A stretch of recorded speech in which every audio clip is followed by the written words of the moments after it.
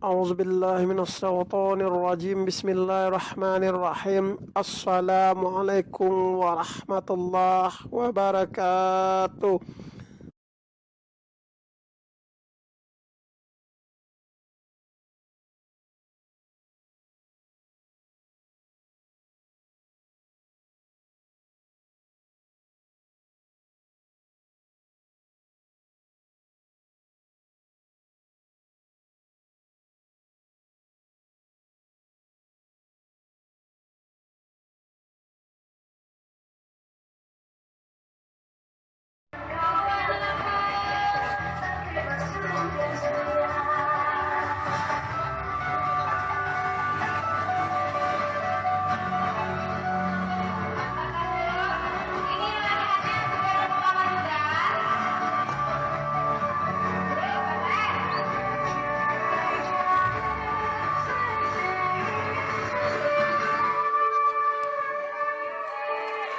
Sendiri untuk menyampaikan pernyataan sikap kita bersama.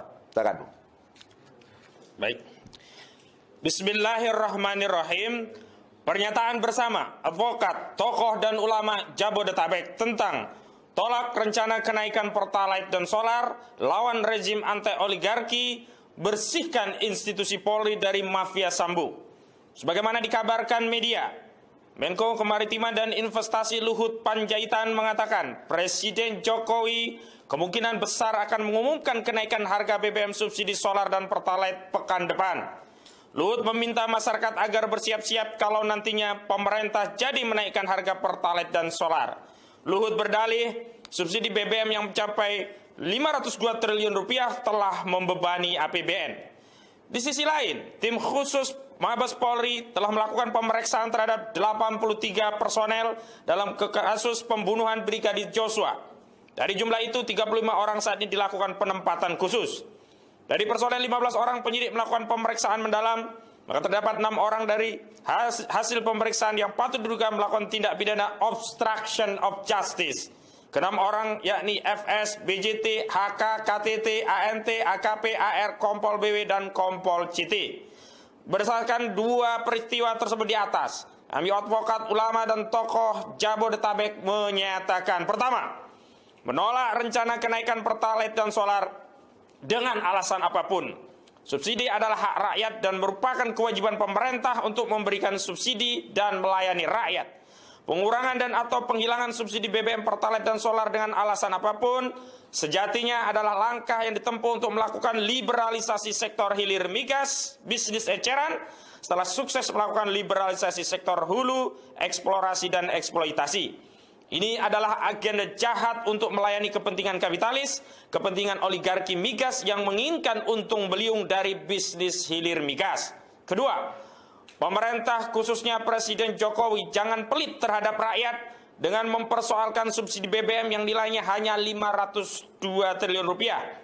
Harusnya Presiden usut tuntas semua maling dan koruptor uang rakyat, termasuk batalkan proyek IKN dan kereta cepat yang unfaedah.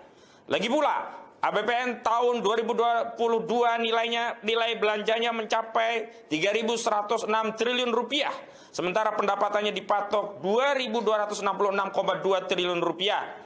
Nilai pendapatan sebesar 2.266,2 triliun rupiah dalam APBN mayoritasnya ditopang dari pajak yang diambil dari rakyat.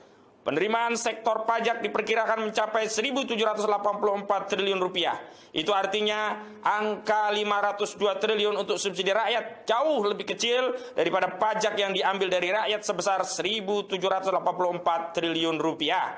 Ketiga, bahwa sesungguhnya bukan rakyat yang diminta bersiap-siap, tapi Presiden Jokowi lah yang harus bersiap-siap menghadapi kemarahan rakyat kalau sampai berani menaikkan Pertalite dan solar. Saya ulangi, bahwa sesungguhnya bukan rakyat yang diminta bersiap-siap, tapi Presiden Jokowi lah yang harus bersiap-siap menghadapi kemarahan rakyat kalau sampai berani menaikkan Pertalite dan solar. Sebab BBM jenis Pertalite dan solar banyak dikonsumsi rakyat yang jika naik pasti memicu kenaikan harga-harga barang dan jasa, dampaknya menambah beban dan penderitaan rakyat. Rakyat yang lapar, terbebani dan menderita karena kenaikan Pertalite dan solar sudah pasti marah, dan jika kemarahan rakyat sudah memuncak, boleh jadi akan mengakibatkan Presiden Jokowi mengalami nasib yang sama dengan rejim Raja Paksa di Sri Lanka. Keempat, adapun perlu kami pula tegaskan bahwa kasus pembunuhan berencana terhadap Brigadir Joshua Huta Barat yang dilakukan oleh komplotan mafia Sambo sangat melukai rakyat,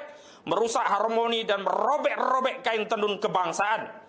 Karena itu, tidak boleh ada kata maaf pada geng Sambo. Semua yang terlibat dalam kasus pembunuhan berencana Brigadir Joshua, juga yang melakukan tindakan obstruction of justice, harus diproses secara hukum. Kelima, Inspektorat Khusus Itsus tidak boleh menjadikan penegakan kode etik profesi polisi sebagaimana diatur dalam Perpol nomor 7 tahun 2022 sebagai sarana untuk menyelamatkan para mafia geng Sambo dari ancaman pidana karena terbukti terlibat dalam kejahatan obstruction of justice.